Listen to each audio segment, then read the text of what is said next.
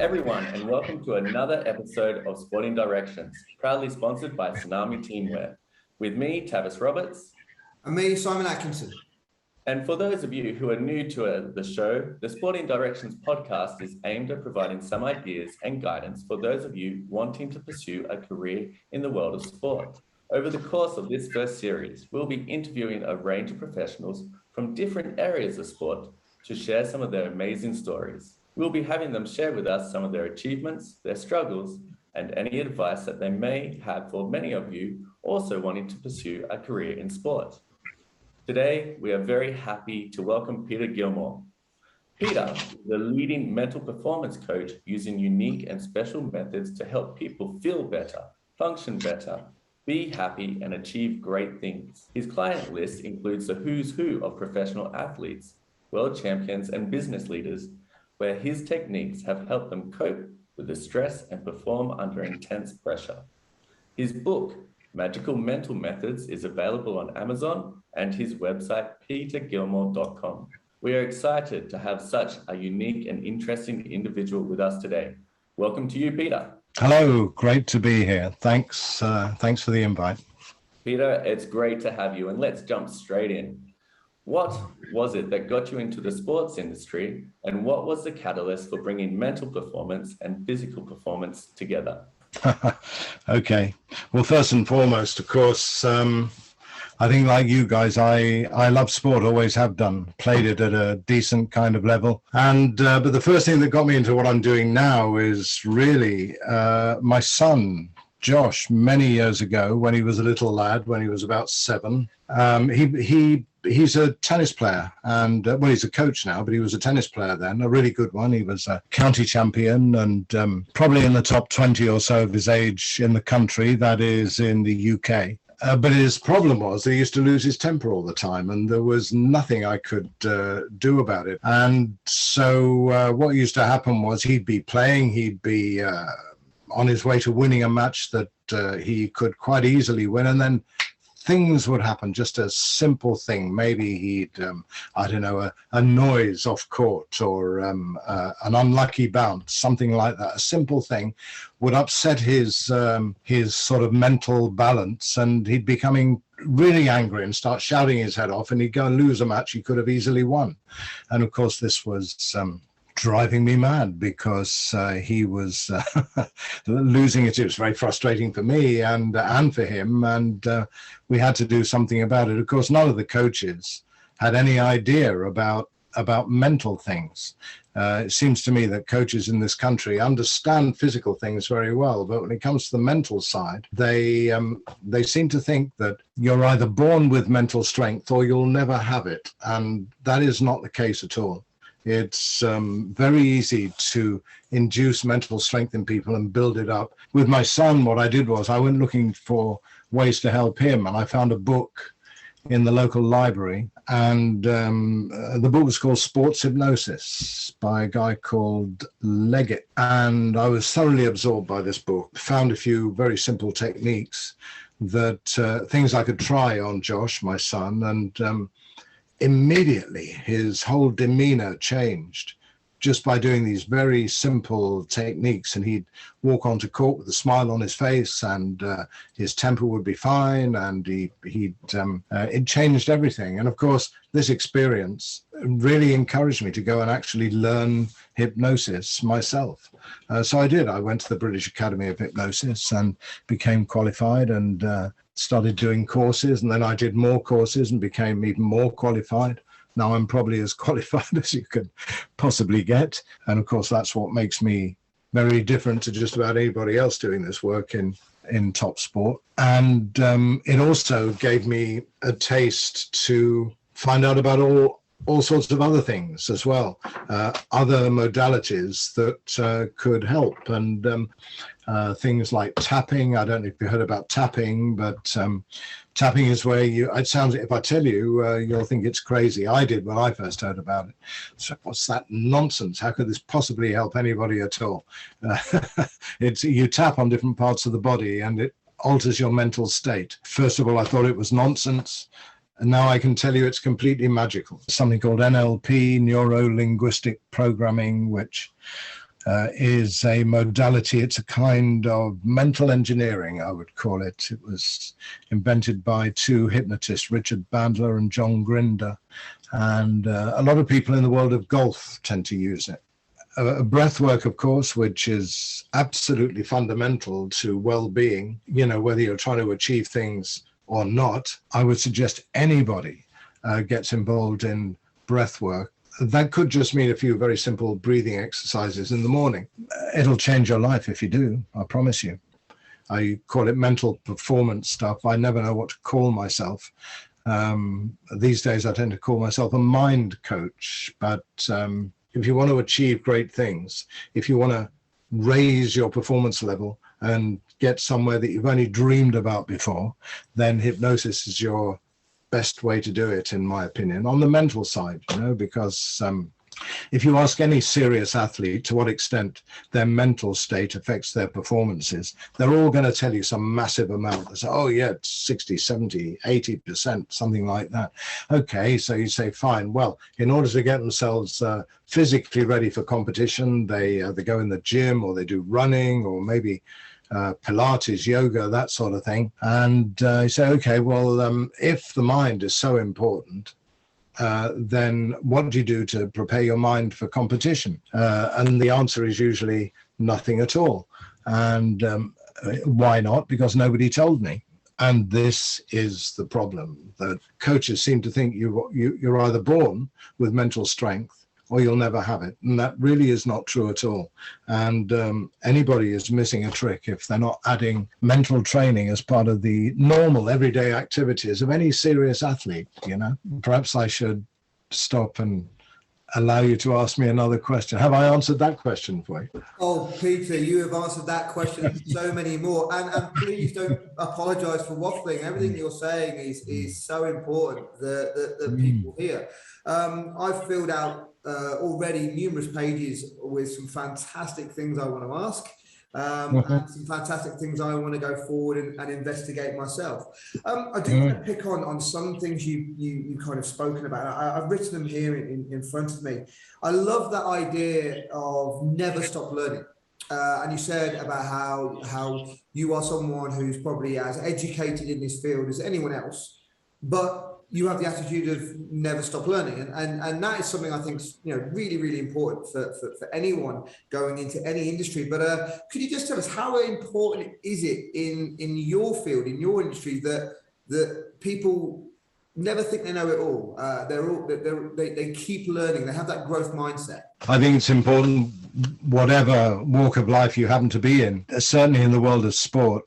A football manager, a very well-known football manager, once said to me, "There's nothing you can tell me about football. I know everything there is to know about football." If you're in a situation where you're employed by somebody, it's not always easy to take him up on a statement like that, because I disagreed with him completely. I mean, I don't know the extent of his knowledge, but I know that you never know everything about a subject. And of course, it's incredibly important. I mean, for me now, I've got a whole list of things that I've come across that I need to chase up. I mean, I will go to America to find somebody who's developed, something new in the way of mental performance. It doesn't happen these days as much as it used to. We live in a world where depression and insomnia in particular are regarded by the World Health Organization as at epidemic levels, and particularly since COVID. So we're not just talking about, for instance, if you go into a football club and you have a squad of maybe 30 or 40 players, you find a whole myriad of different, to start with, you're treating them for performance enhancement. And bit by bit, they start approaching you furtively in the car park, saying, because I always say to them, listen, if you've got any other problems, come and see me, because I can help you with this, that, or the other. And they approach me, and you wouldn't believe the kind of things that people approach you with. I had a very well-known footballer, a captain of a team. I mean, he's, if you know football, you know this guy, who approached me. This is 2 years ago now. And he told me that he was addicted to Coca-Cola, that he couldn't go training in the morning. Training usually starts 10 o'clock in the morning for a football club, without drinking 10 cans of Coca-Cola. and he didn't know who to go to solve this problem of his. He didn't want to tell his family. He was embarrassed about it. He couldn't tell the coach or the manager because he thought he'd lose the captaincy and maybe not get picked for the team. And there was no one he could go and talk to. So I'm the guy that they can go to because they have my promise that it's completely confidential. Anything they tell me is completely unless they tell me they're gonna assassinate the manager or something. I'll anything they tell me is completely confidential. So all of a sudden, there's somebody there they can talk to and who can help them.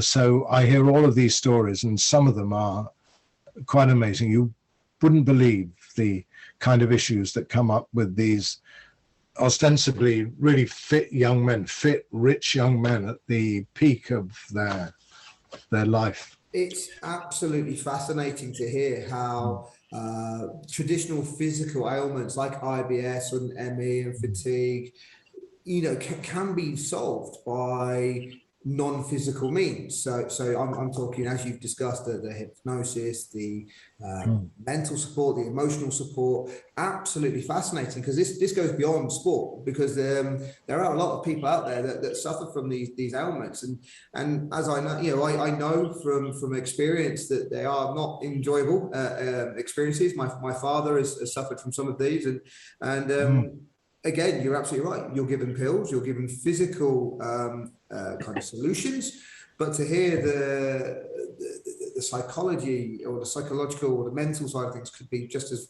good or even better. That's very, very intriguing, and something that, again, I wasn't aware of. Getting that knowledge there. I treated hundreds of people for IBS, for instance, and the thing is, you say, well, it's not, it's kind of separated from sport. Well, in some ways it is, but then around the world of sport, there are people suffering from all kinds of things that they're embarrassed to talk to people about, particularly the athletes, because they think it's a sign of weakness, particularly in football and in tennis. The sports I know, I suppose, best of all are football, tennis, and cricket. And players, for instance, who feel depressed or who have some kind of mental issue don't want anybody to know about it, because it's regarded still in these so-called Peter, as a weakness. I just want to come back to that point, because I think that's really important, and I'm sorry to interrupt you because this is all fascinating, but I just want to highlight what you've just said, because from what we've discussed, quite often this idea of a stigma is becoming very, very clear in the world of sport. It's this huge stigma around weakness, I think was the word you used. So some people see it as a weakness. Now, we like to think that we're coming out of that era. I mean, I'm probably one of the generation that grew up where we had our strength and conditioning coaches, we had our skills coaches, and we had our nutritionists. But we were never provided a sports psychologist or anyone to give us that mental and emotional support, which, looking back, I think we needed just as much as a strength and conditioning coach. And that phrase, train your body and train your mind equally, very much was never the case. It was just a phrase that got thrown around. So what I'd love to hear from you now is what is your perception on where we are now in the provision of sports psychology, mental and kind of emotional support, and do you see this profession growing? Is it growing? Is it getting more of a focus, more of a backing? Yeah, we've moved on a bit, but nowhere near enough. As I said to you before, I was saying before about some of the top football clubs in this country do not use mental training in the way they work with their players, and because mental training needs to be part and parcel of the everyday routine of any serious athlete. If you're talking about a football club, what they sometimes do is they get a sports psychologist to come in maybe once a month, and that sports psychologist stands in front of the players and gives them a talk.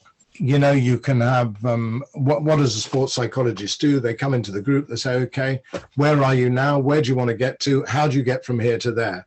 And they start asking questions. So you cannot, nobody in a group of players, nobody wants to be the first to answer or wants to answer at all, because they don't want anybody to First of all, they don't want to say something they think that might be wrong.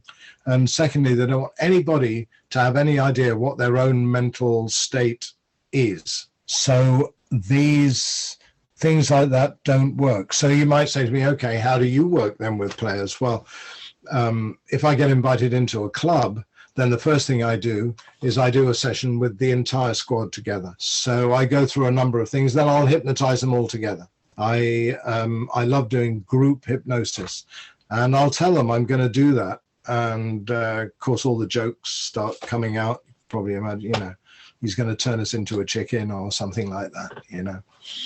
Don't look into his eyes. Yeah, very funny. I've never heard that before. And but then I hypnotize them all together for, I don't know, 10, 15 minutes. And then when I count them up, you can see that they've all experienced something very significant together as a group. And once you've done that, there's no looking back after that. And then I have another session I do when the manager lets me, which is in the changing room about an hour before they play. I go in and I hypnotize them for about 5 minutes. And it's pure gold. But it doesn't take me long to get them all on board, because they feel the effect. They can feel themselves, when they actually get to the point where they're stepping onto the field or stepping onto the court. They feel like $1 million. They feel like they can't lose. It doesn't mean to say you'll win every match, but it means you'll have a better chance of winning every match. Okay. Peter, I think you've answered our question tenfold, and you've outlined a really fascinating sort of approach to the growth mindset, being able to see where you're starting and where you're ending up. I just want to circle back to some of the serious issues that you sort of spoke about, like the stigma of stepping forward and showing weakness or vulnerability, and for people looking for emotional support. And these were the issues that you are trying to counteract. So for maybe some of the young people that will be listening to us, and we're filming at a time where a lot of tests have just happened, we've gone through a period of maybe lockdown, and they're feeling a bit depressed. They're feeling a little bit emotional unsupportive, like they're not feeling very supportive emotionally. Why should people sort of seek out your methods? What are the benefits for young people, and how would they be able to use them, or how long does it take to get these impacts? Like, how can they use them? How can they seek you out? What are these benefits? Okay, well, anybody's welcome to seek me out. My website is petergilmour.com, and if anybody gets in touch with me, I always reply, and I always respond to them as soon as I can. It's why should they do it? Because, it depends who they are. Every case is different. Every case, but they're all remarkably similar. It depends what issue they have. If they're feeling depressed because of COVID or because of any one of the myriad, so when these things happen, it affects us all. At the moment, in this country, we have a government doing all kinds of crazy things that a lot of people don't like, and so these things affect us. COVID affects us. The state of the economy, that sort of thing. It would be wrong to think that those things don't affect us. But if you're talking about an athlete who maybe is not achieving as much as they want, or maybe they've got things happening at home, which they do. These are ordinary people. You see some glamorous Premiership footballer step on the field and you think, well, he can't possibly have any problems. But he's a human being like the rest of us, and I can assure you they have the same problems as you or me, and they need help with it. There is probably nobody else that they can ask for help from. They can go to the doctor. Or if they're strong enough, if they're a footballer, they might go to the club and say, I need some help. But they very rarely do that. They just grin and bear it. And there are players at the moment who you can see, fantastic players, and think, well, where is that player? what's happened to that player? Why is he dropped out of the scene? You know, top international players who all of a sudden they're just not visible anymore. They're not getting picked for the team, and nobody knows why. But nobody should be afraid to ask for help, because as soon as you ask for help, you start to solve the problem. In most cases, I can help them very quickly. And if there is something I can't help with, I've always got people I can refer to them, you know, who will be able to help them. Peter, you touched on some really serious issues that really do affect us all. And it's really nice to hear that we all are human and we all have problems, and no one should be afraid to ever ask for help, to ever be speaking out. And I hope that anyone that does find the courage to speak out and ask for help, that they receive the emotional support that they're looking for. I just want to circle back to maybe some of the barriers that you touched on your very thorough introduction earlier today. And so what I'm going to list is some of the barriers that you mentioned before, and maybe how you overcame these sort of things, so that you can show strength and sort of encourage and show the direction of maybe how to get out of these tough ones. The first barrier that you mentioned was problem with identifying labels, where people have maybe stigmas to your fringe science, either being hypnosis or tapping, and there's a really strong sort of thought about this, saying this is all nonsense, we're going to run away. The second barrier that you had was mental performance is often neglected, okay? Even in top flight teams, and you've mentioned that mental performance can affect physical performance up to 70% or so. Okay. Well, that's what athletes say to me. You know, if you say to them, if you ask them the question, how much does your mental state affect your performances? That's what they tell me. They always tell me some huge amount. You know, never less than 50%. Yeah. So what I'm saying is that to get into your business had a lot of barriers, like very ingrained, deep sort of thoughts about it. How did you overcome both these sort of things to become so successful? Like, I've seen your blog post and you have a photo with Richard Branson. So you've gone from this stigma to really bringing emotional health and support into the light and providing that. So how did you find the strength to keep on going against this? Well, because if you believe enough in what you're doing, then it carries you through anything. The fact is that the kind of methods that I'm talking about here are usually regarded, like you said before, as kind of woo-woo. You know, they're not part of mainstream medicine, if you like. I would put them in the category of energy psychology, because what we're talking about is the body's energy systems. Now, I mean, here it starts to get very kind of left field, because the fact is that we are all electrical beings. We have energy systems in our bodies, and sometimes these energy systems get clogged up.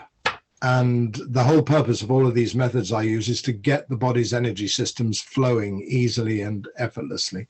Einstein talked about energy. Einstein said there is only energy. Incidentally, another fact about Einstein that you might find interesting is that when he invented the theory of relativity, E equals mc squared, you know, the basis for all modern science, he was in a hypnotic trance because he used to do self-hypnosis when he worked every day. So when people do question it and say it's woo-woo and say that it's not scientific, that's a very good fact, I think, that might alter their minds about it. So I'd say about 10% of people you speak to are prepared to listen and to at least give these methods a try. A lot of people are very close-minded to it.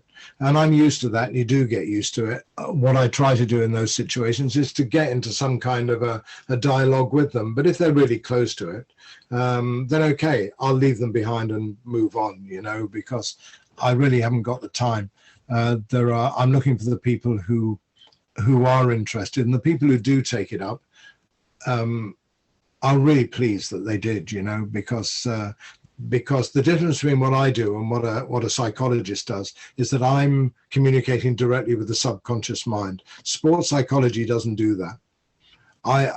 Because and why is that important? Because the subconscious mind is where your behavior patterns are created. The subconscious mind runs the whole body without you having to think about it. You don't have to think, well, hang on, I breathed in just now. Shall I breathe in again now, or shall I wait a minute? You know, you don't have to think about that.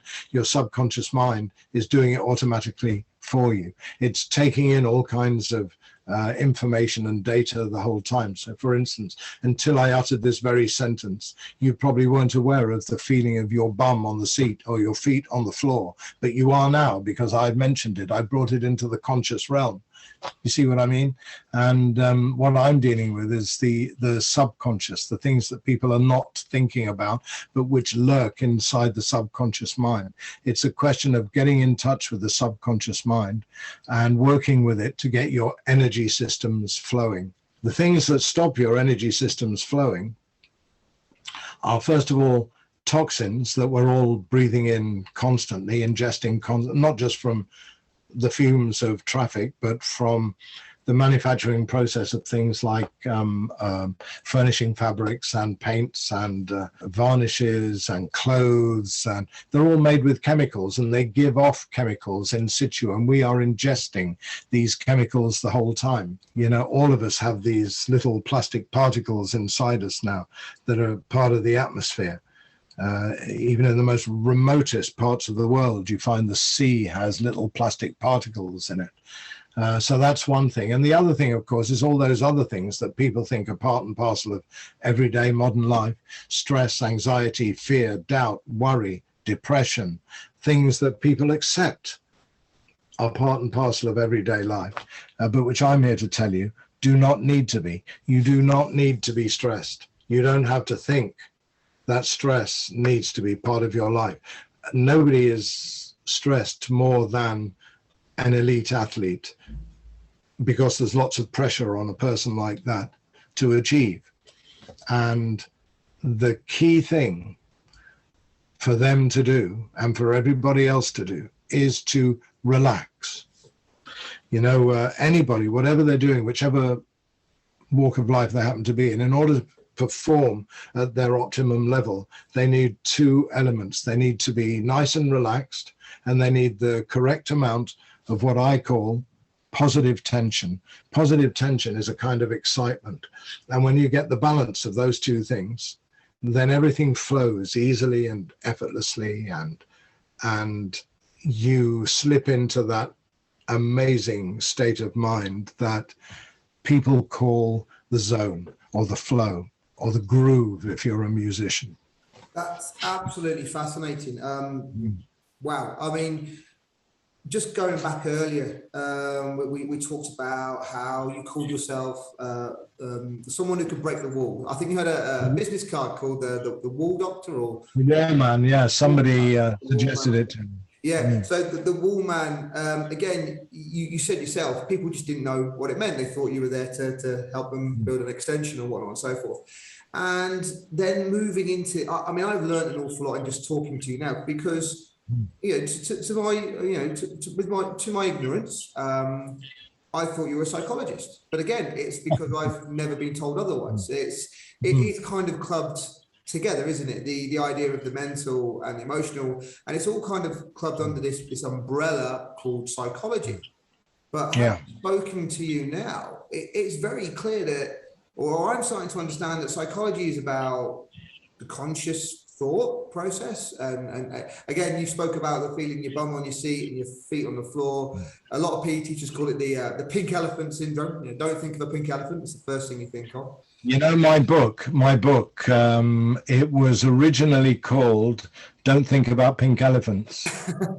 It is a very, very common quote, that don't think of a pink elephant, to make a point. I think it came from Dumbo, that one. I just have that in my brain for some reason. Going back to the point I was trying to make here is to actually learn that what you do is more about the subconscious brain, but more importantly, how powerful the subconscious brain is, and the knowledge we need to have about the power of the subconscious brain and how it can affect us. I'm starting to believe, you know, that you know, I'm starting to become one of this 10% you spoke about, who's quite interested and willing to listen and give it a go.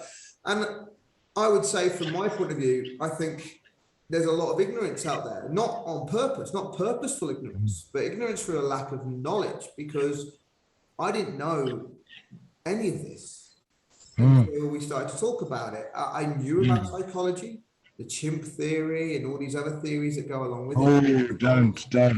Yeah, exactly. But we all know about those theories. But you know, what you're telling us about is something that's absolutely kind of it's opened my mind, and I believe it'll open a lot of other people's minds. And that brings on to the next question, really. There's a lot of people out there that we hope that will be listening to this going, this sounds absolutely fascinating. I want to know more. How could I break into this industry, which is clearly underrepresented, but is growing? So that's my next question is, if you were talking to a class full of students, let's say GCSE or A level or IB level, so we're talking, 16 to 18-year-olds, and they were thinking, wow, I want to be a part of this psychological revolution. What advice would you give them?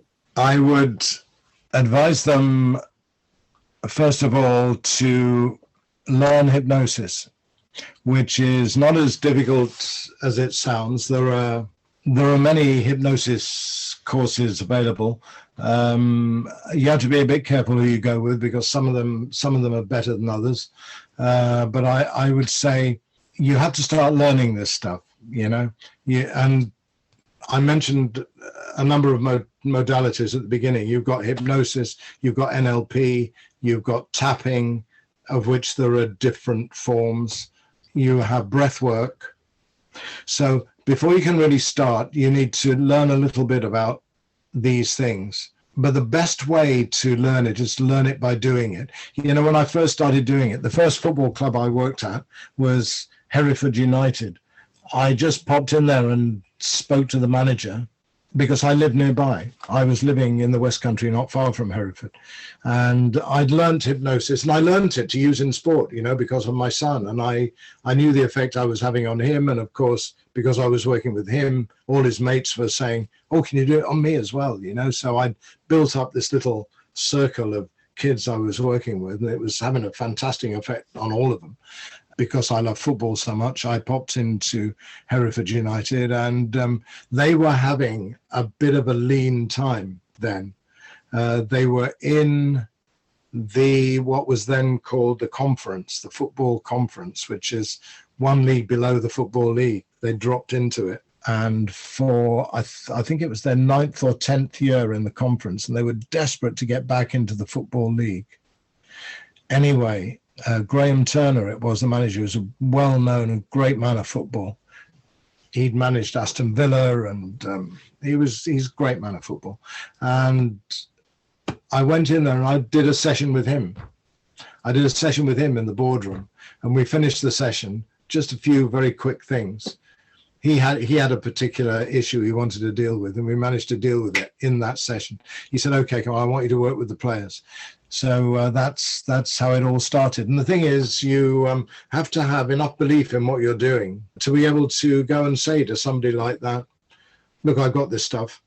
It's fantastic. I want to work with you. Let me in. And that's where you find this kind of 10% thing coming up, because you'll find 10% of people are kind of open-minded enough to accept a new approach. You know, people say in sport, if you can do anything to get that extra 1% out of players, or maybe 0.5% out of players, then you should do it. But with my stuff, if you measure it by results, then the improvement in performance with my stuff is about 50%. Now, if you said that to a sports psychologist, I mean, like I've said in the book, they'd probably fall off their chair, you know, because nobody expects a performance improvement of that magnitude by doing mental training. Sounds crazy, but the point is that finding the best way to prepare the athlete's mind for competition and to get them into that inspired state. You know, you can call it the zone if you like, or the flow if you're a professional, or like I said before, the groove if you're a musician. It's a state that a lot of people recognize, where you're doing things automatically without thinking about it. And that is the whole point about it. You know, you have to do the work in training. You have to work hard and build up that proficiency. But when you cross that white line onto the competitive arena, you have to trust in your own mind and just allow it to work. And it's fantastic when it does. It happens straight away as soon as I start. I absolutely love the quote that you gave earlier on. If you believe enough in what you do, it will carry you through. And that very much seems to be good advice to anyone wanting to get into this industry, because you're talking about belief in what you do. And I think that can be applied to anyone wanting to go into any industry. You need the belief in what it is you want to do. I love the idea of exposure. We've had many guests on previously who've done lots and lots of volunteering, and that's the exposure.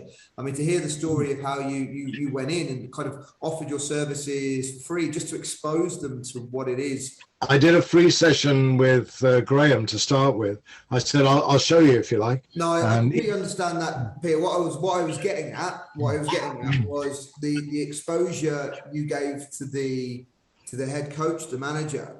That created the understanding, and from that created the yeah, absolutely. But just this is a very, very important point, because there are a lot of people who, in their desperation to get into something, will offer their services free.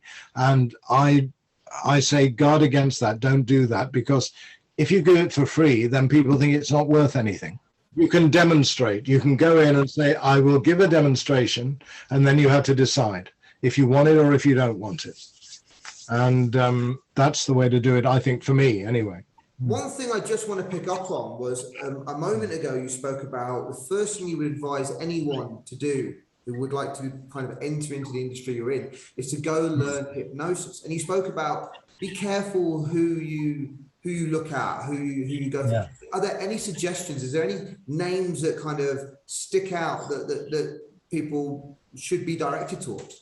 If you want to learn hypnosis, yes, definitely. I mean, it depends where you are in the world, but I would say in this country, Tony Jacquin is a great hypnotist. He works with his father, Freddie Jacquin, who's been a hypnotist. He's one of the few people who's been doing it longer than me, I think, Freddie. And his son, Tony, has done it all his life, and they're fantastic. Igor Ledachovsky, you're going to struggle with that one.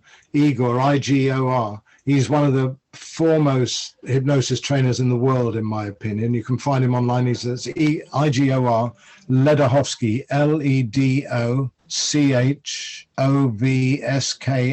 Ledachovsky. You'll find him easily enough. There are lots of videos of these people on YouTube. I would recommend both of them. There's lots of others as well, but they're the two that come to mind off the top of my head. Okay. Thank you very much for your tips on how to learn hypnosis and Ledachovsky. I'll just point out that you do have a book available from your website and on Amazon, and that you have courses on enhanced mental performance and stress and anxiety relief. There's some online courses there. I might jump straight to our lightning round. Are you up for a lightning round, Peter? Yeah, go on. Okay, so the lightning round is just short questions that we ask you so that we could get an idea of your personality. And I have a strange question for you. Okay. What is a strange habit or skill that has helped you on your way? The ability to talk to anybody who wants to talk to me. One thing I don't do is say what people are expecting to hear. Usually when you talk to me, you hear things that you haven't heard before. And I think some people are far too guarded about what they say. I think we need to open up the world. We need to explore more and find out more and, get to know each other better. No, I love that idea of being very candid with people and kind of wearing your heart on your sleeve, you might say.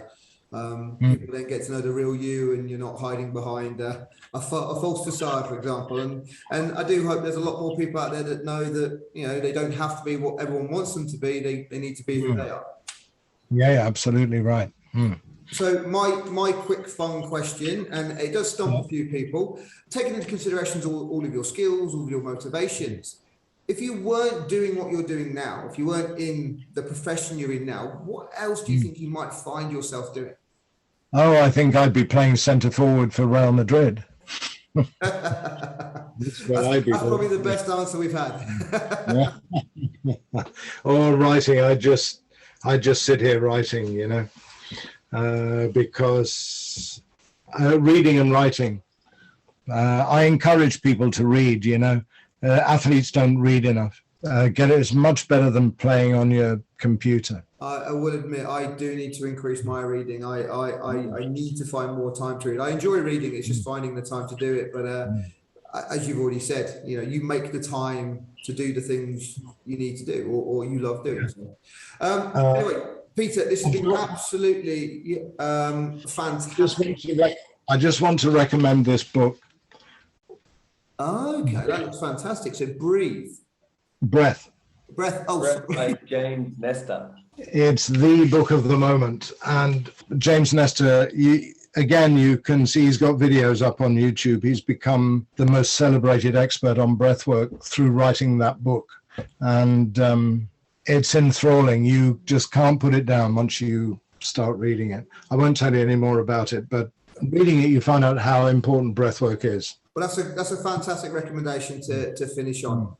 So what I'd like to just say, Peter, is thank you ever so much for your time. This has been absolutely fascinating. So many golden nuggets, as I call them, you know, key takeaways from this. So from myself, from Tavis, and from the whole Sporting Directions team, thank you so much for your time. My pleasure. Great talking to you. Yeah. Thanks very much, Peter, for all of your advice. Thank you for spreading the word and knowledge on simple, rapid techniques that can improve lives and mental performance. And we wish you all the best and hope you have a great time. Okay, same to you. Bye-bye.